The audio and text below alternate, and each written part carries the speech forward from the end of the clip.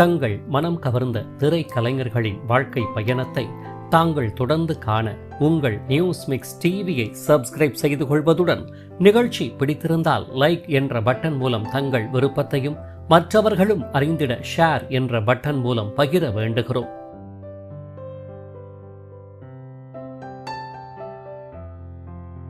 News mix TV தங்கள் அனைவரையும் அன்புடன் வரவேற்கிறது. சற்று நெடிந்த உயரம், சிவந்த நிறம் கொண்ட தோற்ற பொலிவில், நீள்வட்ட வடிவ முக அமைப்பில், சிறிய கண்களையும் வசீகரமான சிரிப்பழகு உள்ளிட்ட தோற்ற காரணிகள் மட்டுமின்றி கவிஞர், பாடலாசிரியர் மற்றும் பின்னணி பாடகர் என பன்முக திறன்களை கொண்டவர் மட்டுமில்லாது சிறந்த புல்லாங்குழல் இசை கலைஞர் என்ற சிறப்பு காரணிகளையும் தன்னகத்தை உடையவர்தான் குழல் இசை கான குரலோன் திரு அருண்மொழி ஆவார். மிகச்சிறிய கிராமத்தில் பிறந்து கேள்வி ஞானம் மூலம் இசையை பயின்று தனி சுயம்புவாக வளர்ந்து 500க்கும் மேற்பட்ட திரை இசை பாடல்களை பாடியது மட்டுமின்றி மனம் கவர் பாடல்களின் குழல் இசை நாயகராக உள்ளம் நிறைந்தவர். இசையில் எப்படி நானோ அதுபோல புல்லாங்குழல் என்றால் அருண்மொழிதான் என இளையராஜாவால் புகழாரம் சூட்டப்பட்டவர். இப்பேற்பட்ட சிறப்புக்குரிய திரு அருண்மொழி அவர்கள் எங்கு பிறந்தார், எவ்வாறு வளர்ந்தார், அவருடைய குடும்ப பின்னணி யாது, உடன் பிறந்த பிரபல இயக்குனர் சகோதரர் யார், படித்த கல்விக்கு மாற்றாக எப்படி இசைத்துறையில் கால் பதித்தார், தனது அற்புத புல்லாங்குழல் இசையின் மூலம் உருப்பெற்ற பாடல்கள் யாது, பின்னணி பாடிய மனம் கவர் பாடல்கள் யாவை, பாடல் ஆசிரியராக தரம் பதித்த திரைப்படங்கள் என்னென்ன, தனது தனித்துவமான குரல் இசை மூலம் பின்னணி பாடகராக மின்னி வந்தவர் எதனால் அதற்கு விடை கொடுத்தார், தற்போதைய வாழ்வியல் நிலை உள்ளிட்ட அவர்தம் நினைவலைகள் போற்றும் சிறப்பு வாழ்க்கை பயணத்தை சற்று விரிவாக காண்போம். 1951 டிசம்பர் மாதம் 8ஆம் தேதியன்று திருவாரூர் மாவட்டம் நன்னிலம் வட்டாரத்தில் உள்ள திருக்கண்டீஸ்வரம் ஊராட்சியை பூர்வீகமாக கொண்ட கிறிஸ்தவ குடும்பத்தைச் சேர்ந்த செல்வராஜ் என்பவரின் பாசமிகு செல்ல மகன்தான் நமது வாழ்க்கை பயண நினைவலைகள் நாயகர், குழலிசை குரலோன் நெப்போலியன் எனும் இயற்பெயருடைய அருண்மொழி ஆவார். இவருடன் ராபர்ட் எனும் தம்பி உடன் பிறந்தவராவார். ராபர்ட் அவர்கள் வெள்ளித்திரை மற்றும் சின்னத்திரை இயக்குனரும் கூட. இவ்வாறு பெற்றோரின் அரவணைப்பு, உடன் பிறந்தோரின் பாச பிணைப்பு என சுமாரான வசதி படைத்த குடும்பத்தில் பிறந்த நெப்போலியனின் தந்தை செல்வராஜ் அவர்கள் தேவாலயம் மட்டுமின்றி நாடக குழுக்களுக்கும் இசையமைக்கும் அமெச்சூர் ஹார்மோனிஸ்ட் கலைஞரும் என அறியப்படுகிறார். இதன் பேரில் தந்தையின் இசை கலை வாரிசாக வளர ஆரம்பித்த நெப்போலியன் ஆனவர் தங்கள் ஊரின் ஆரம்ப பள்ளிக்கூடத்தில் கல்வியை இனிதை பயில ஆரம்பித்தவருக்கு ஏனோ தெரியவில்லை, புல்லாங்குழல் இசையின் மீது பேராவல் உண்டாகத்தான் ஆரம்பித்தது. முறைப்படி இசையை கற்றுக்கொள்ளாதவருக்கு இயற்கையாகவே புல்லாங்குழல் மீது வந்த பேரார்வம் தந்தையை மட்டுமின்றி ஏனையோரையும் வியக்கத்தான் வைத்தது எனலாம். அதுவும் எப்படியெனில், கொன்றை மரத்தின் காய்களை பறித்து அதனையே புல்லாங்குழல் போல் உருவாக்கி இசைத்தால் வியப்பு வராமல் இருக்குமா என்ன? அந்த அளவுக்கு புல்லாங்குழல் மீது உயிரையை வைத்திருந்தார் சிறுவன் நெப்போலியன் அவர்கள். இது மட்டுமின்றி உலக பிரசித்தி பெற்ற புல்லாங்குழல் இசை கலைஞர் ஹரி பிரசாத் சௌராசியாவின் இசை நிகழ்ச்சி அவ்வேளைய வானொலியில் ஒலிபரப்பப்பட்டால் முதல் ஆளாக அமர்ந்து கேட்டு அவ்விசையின் நுணுக்கங்கள் அறிந்து தனது 13ஆம் வயதிலேயே இசையில் செம்மைப்படுத்தியும் கொண்டார்.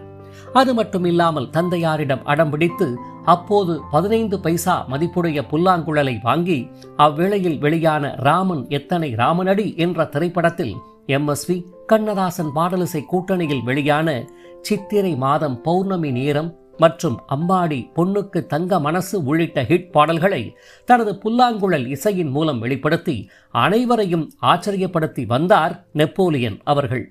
இவ்வாறு புல்லாங்குழல் இசையுடன் இரண்டர கலந்து வளர ஆரம்பித்தவர் தனது பள்ளி கல்வியையும் விடாது வெற்றிகரமாகவே தொடர்ந்து கல்லூரி படிப்பையும் சென்னையில் இனிதே நிறைவு செய்தவர். எதிர்பாராத விதமாக கல்வி சான்றிதழ்களை தொலைத்துவிட அச்சான்றிதழ்களை மீண்டும் உரிய முறையில் பெறும் வரை சும்மா இருக்கலாகாது என்ற அடிப்படையில் இந்திய இராணுவத்திற்கு பேட்டரிகளை தயாரித்து வழங்கும் நிறுவனத்தில் பணியாளராக தன்னை இணைத்துக் கொண்டு பணி செய்து வந்தார். இதனைத் தொடர்ந்து பணியை கண்ணும் கருத்துமாக மேற்கொண்டு வந்த நெப்போலியனின் கர்ம சிரத்தை கண்ட நிர்வாகமானது பணியாளர்களை கண்காணிக்கும் மேற்பார்வையாளர் என்ற சூப்பர்வைசர் உயர்வை தர இது சக பணியாளர்கள் மத்தியில் பெரும் பொறாமையை ஏற்படுத்தியது போலும். இதனால் ஏற்பட்ட விளைவுகளால் மனம் நொந்தவருக்கு காலம் பெரும் மாற்றத்தை தந்தது எனலாம். இந்நிலையில் திருச்சியில் இயங்கி வரும் கிறிஸ்துவ இசைக்குழுவிற்கு இசைக்கருவிகள் வாசிப்பதற்கு ஆட்கள் தேவை என்ற பத்திரிகை விளம்பரத்தை கண்ட நெப்போலியன் அவர்கள் தான் பணிபுரிந்து வந்த பேட்டரி நிறுவனத்திலிருந்து வெளியேறி கிறிஸ்டியன் ஆர்கெஸ்ட்ரா குழுவில் இணைந்து பயணிக்க ஆரம்பித்தவருக்கு இசைக்கருவிகளை இசைப்பது மட்டுமின்றி பாடல்கள் பாடுவதற்கும் வாய்ப்பாக அமைந்துதான் போனது. இவ்வாறு புல்லாங்குழல், கிட்டார், புல்புல் தாரா மற்றும் மேண்டலின் என சொல்லிக்கொண்டே போகும் அளவுக்கு எண்ணற்ற இசைக்கருவிகளை திறம்பட கற்றுணர்ந்து வாசித்து வந்தவர் காலத்தின் ஓட்டம் காரணமாக பாடகராகவும் மாறிப்போன நிலையில் கோவையில் இயங்கி வந்த ரிதம் என்ற இசைக்குழுவில் இணைந்து KJ யேசுதாஸ், P ஜெயச்சந்திரன் ஆகியோர் பாடிய பின்னணி பாடல்களை மேடையில் பாடி ரசிகர்களின் கவனத்தையும் நன்கு ஈர்த்தும் வந்தார். இவ்வாறு படிப்படியாக முன்னேற்றம் கண்டு வந்தவர் ஒரு கட்டத்தில் தமிழ் திரை உலகில் ஒரு இசை கலைஞராக கால்பதிக்க வேண்டும் என்ற ஆவலில் சென்னையை நோக்கி பயணப்பட்டவருக்கு பேருதவியாக அமைந்தது முன்னர் தான் பயணித்த ஆர்கெஸ்ட்ரா துறையின் மூலம் அறிமுகமானவரும் தங்களது மாவட்டத்துக்காரருமான பிரபல இசையமைப்பாளர் G ராமநாதன் அவர்களின் மகன் கண்ணனின் சென்னை முகவரியாகும். இதன் பேரில் கண்ணனை நேரில் சந்தித்தவர் கண்ணன் பயணித்து வந்த இசைக்குழுவில் தன்னை இணைத்துக் கொண்டதுடன் அவ்விசைக்குழுவில் அரங்கேறிய மலர்ந்தும் மலராத என்ற பாசமலர் திரைப்படத்தில் இடம்பெற்ற பாடலை தனது புல்லாங்குழல் மூலம் இசைத்து காட்டி ரசிகர்களின் பெரும் வரவேற்பை மட்டுமின்றி பேரபிமானத்தையும் நன்கு பெற்றார் நெப்போலியன் அவர்கள். கலைகளின் புகலிடமான சென்னையில் படு பிஸியான ஆர்கெஸ்ட்ரா இசை கலைஞராக மாறிப்போன நெப்போலியன் அவர்கள் தனது நண்பர் கண்ணன், பிரபல இரட்டை இசை அமைப்பாளர்களான சங்கர் கணேஷ் இசையில் வெளியாக உள்ள திரைப்படத்தில் பணியாற்ற சென்ற வேளையில் அவருடன் ரெக்கார்டிங் ஸ்டுடியோவை பார்வையிட சென்ற போதுதான் நெப்போலியனின் லட்சிய கனவுக்கான அச்சாரத்தை காலம் சிறப்புடனேயே ஆரம்பித்தது எனலாம். இதன் பேரில் நெப்போலியன் ஸ்டுடியோ சென்ற வேளையில் அன்றைய பாடல் பதிவிற்கான புல்லாங்குழல் இசைக்கலைஞர் வராத நிலையில் என்ன செய்வதென்று யோசித்துக் கொண்டிருந்த சங்கர் கணேஷிடம் நண்பர் கண்ணன் அவர்கள் நெப்போலியன் திறனை பற்றி கூற உடனே இசை தேர்வை நடத்தி நெப்போலியனை தேர்வு செய்த சங்கர் கணேஷ் ஆனவர்கள் வாய்ப்பினை நல்க இதன் அடிப்படையில் 1981 PG விஸ்வாம்பரன் இயக்கத்தில் பிரேம் நசீர் நடிப்பில் வெளியான சங்கர்ஷம் என்ற திரைப்படத்தின் வாயிலாக சங்கர் கணேஷ் இசையில் வெளியான பாடல்களுக்கு புல்லாங்குழல் இசையை வெளிப்படுத்தி மலையாள திரை உலகில் முதலில் ஒரு இசைக்கலைஞராக அறிமுகமானார் நெப்போலியன் அவர்கள். இதன் பின்னர் சுமார் 3 ஆண்டுகள் வரை எண்ணற்ற இசை அமைப்பாளர்கள் இசையில் 200 திரைப்படங்களுக்கு மேல் இசை கலைஞராக தனது பங்களிப்பை தந்து வந்த நெப்போலியன் ஆனவர் பிரபல இசை அமைப்பாளரான கல்யாண் வெங்கடேஷ் இசையமைக்கவிருந்த ஒரு கன்னட திரைப்படத்திற்காக பிரசாத் ஸ்டுடியோவில் பணியாற்றி வந்த வேளையில் பணி நேரம் போக ஓய்வு நேரங்களில் புல்லாங்குழல் இசை பயிற்சியை மேற்கொள்ள அந்நிகழ்வே நெப்போலியன் அவர்களை புகழின் உச்சாணிக்கு அழைத்துச் சென்றது எனலாம்.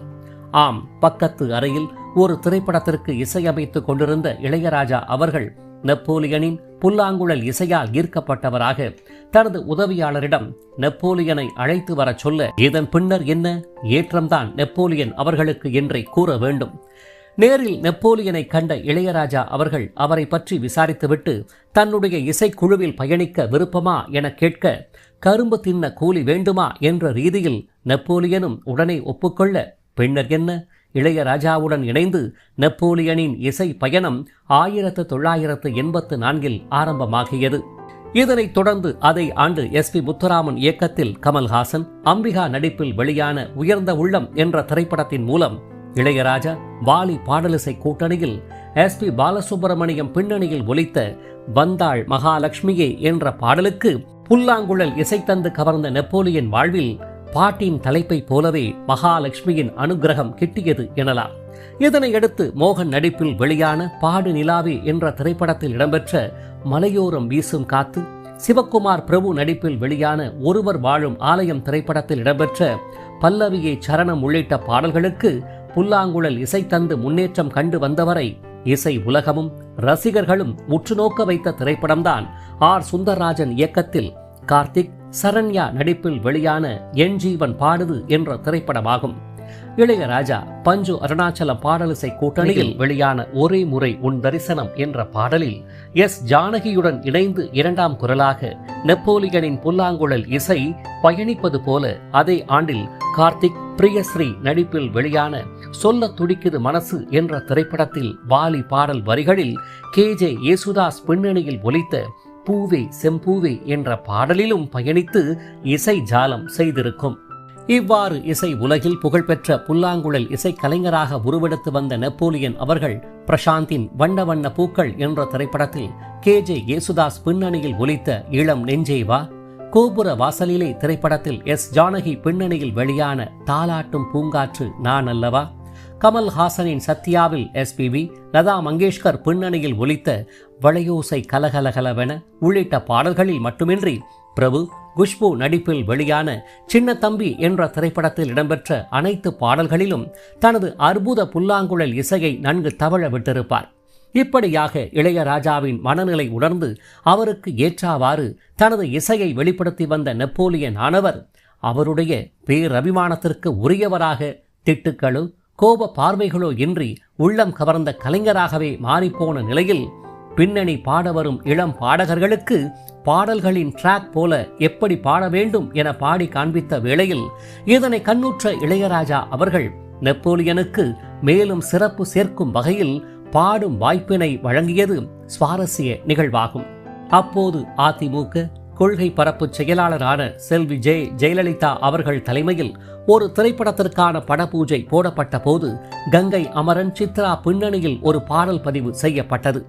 அப்பாடலில் கங்கை அமரன் பாடிய பகுதிகளை நெப்போலியனை பாடச் செய்து கேட்ட இளையராஜா அவர்கள் என்ன நினைத்தாரோ தெரியவில்லை, இன்னும் தேர்ச்சி பெற வேண்டும் என்ற அடிப்படையில் அப்பாடலை நெப்போலியனுக்கு வழங்காமல் தவிர்த்து சில நாட்கள் இடைவெளியில், அதாவது 1988 சித்ரா லக்ஷ்மணன் இயக்கத்தில் கமல்ஹாசன் நிரோஷா நடிப்பில் வெளியான சூரசம்ஹாரம் என்ற திரைப்படத்தில் தனது தம்பி கங்கை அமரன் பாடல் வரிகளில் வெளியான நான் என்பது நீ அல்லவா தேவதேவி என்ற பாடலையும் நீலக்குயிலே சோலை குயிலே உள்ளிட்ட இரு பாடல்களையும் சித்ராவுடன் இணைந்து ஒரு பின்னணி பாடகராக முதலில் தோன்ற வாய்ப்பளித்தார்.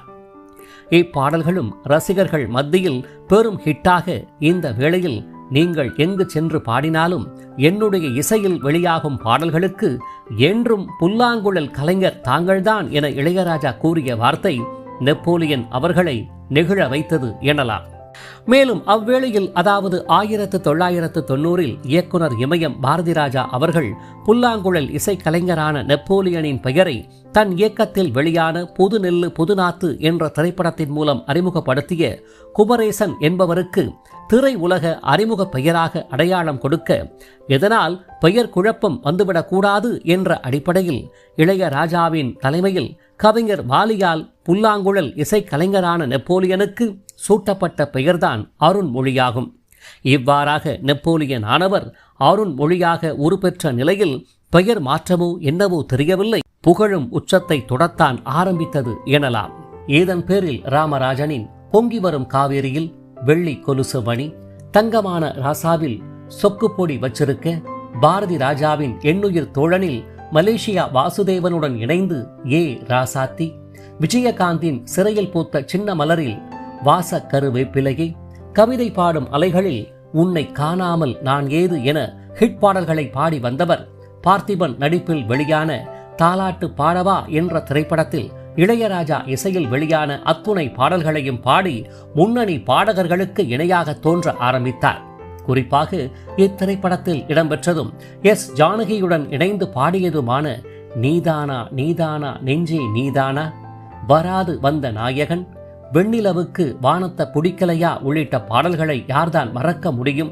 மேற்கூறிய திரைப்படத்தின் மூலம் பார்த்திபனின் சென்டிமெண்ட் பாடல் குரலாக மாறிப்போன அருண்மொழி அவர்கள் இதையடுத்து பார்த்திபன் நடிப்பில் வெளியான பொண்டாட்டி தேவை என்ற திரைப்படத்தில் இடம்பெற்ற ஆறாறு பாட்டு பாட நானும் தாயில்லை, புள்ளக்குட்டி காரனில் மெட்டி மெட்டி வெள்ளி மெட்டி, பாரதி கண்ணம்மாவில் தென்றலுக்கு தெரியுமா தெம்மாங்கு பாட்டு, நீ வருவா என திரைப்படத்தில் பூங்குயில் பாட்டு பிடிச்சிருக்கா என தொடர் திரைப்படங்களில் அவரது பாடல் குரலாகவே ஒலித்து வந்தார்.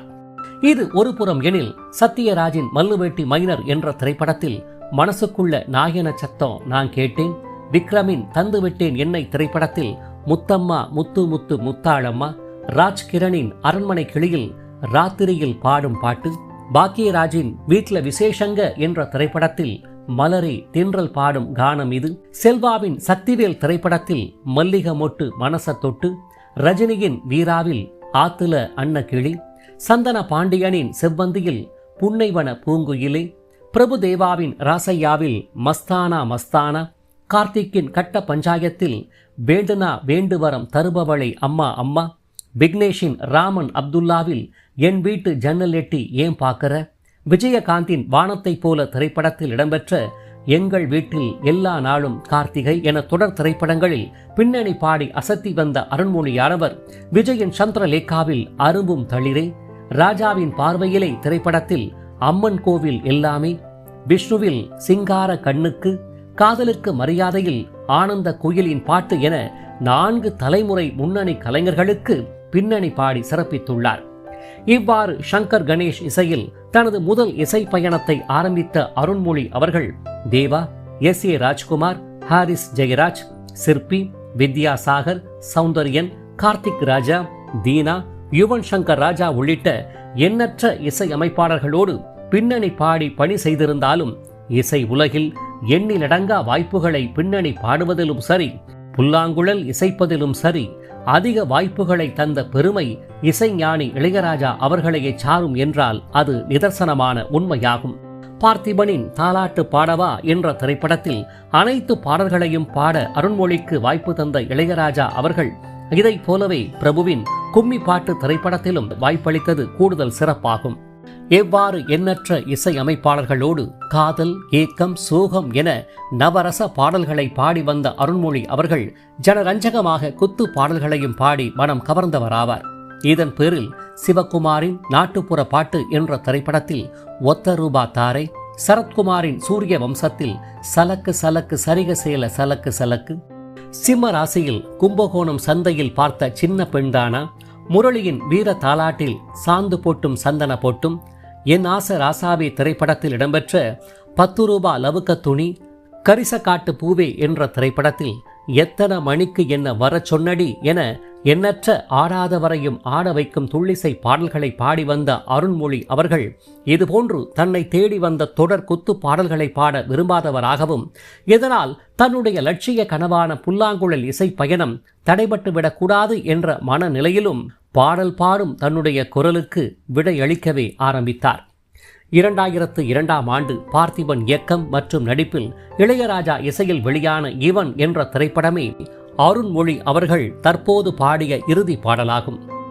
தமிழ் திரைப்படங்கள் மட்டுமின்றி 1997இல் பிரதாப் போத்தன் இயக்கத்தில் சிவாஜி கணேசன், மோகன்லால் நடிப்பில் இளையராஜா இசையில் வெளியான ஒரு யாத்திரமொழி என்ற திரைப்படத்தின் வாயிலாக மலையாள திரை உலகில் பின்னணி பாடகராக அறிமுகமானார் அருண்மொழி அவர்கள்.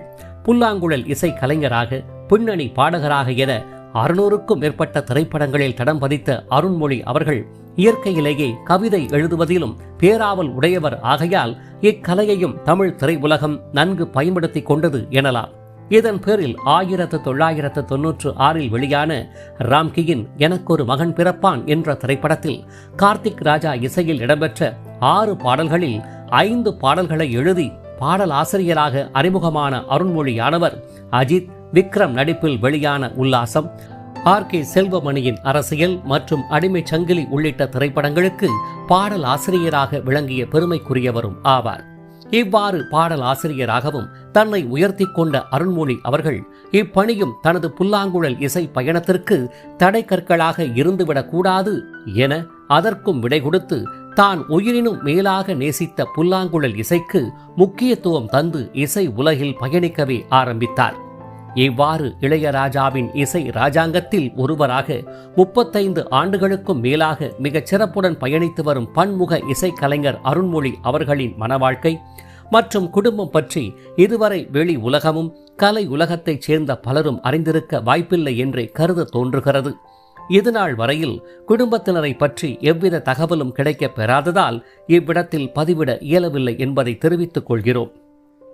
தனது தேர்ந்த புல்லாங்குழல் இசையின் மூலமாகவும் ஹிட் பாடல்களின் பின்னணி குரல் பாடகராகவும் பாடல் ஆசிரியராகவும் தன்னை திறம்பட வெளிப்படுத்தி வரும் திரு அருண்மொழி அவர்கள் இசை உலகில் இன்னும் பல சாதனைகள் பல படைத்து வெற்றி வாகை சூடுவதுடன் அமைதியும் மகிழ்ச்சியும் நிறைந்த வாழ்வில் வளங்கள் பல நிறைந்த நலன்களோடு நீடூழி வாழ ரசிகர்களாகிய நாம் அனைவரும் ஒன்றிணைந்து வாழ்த்துவோம் என கூறி இவரை போன்ற இசை கலைஞர்களின் வாழ்க்கை பயணத்தை தாங்கள் தொடர்ந்து காண உங்கள் நியூஸ் மிக்ஸ் டிவியை சப்ஸ்கிரைப் செய்து கொள்வதுடன் பின்னர் வரும் பெல் பட்டனில் உள்ள ஆல் என்ற எழுத்தை தெரிவு செய்து கொண்டு தங்களின் விருப்பத்தை லைக் என்ற குறியீடு மூலமாகவும் கருத்துக்களை கமெண்ட் பாக்ஸ் வாயிலாகவும் பகிர வேண்டுகிறோம்.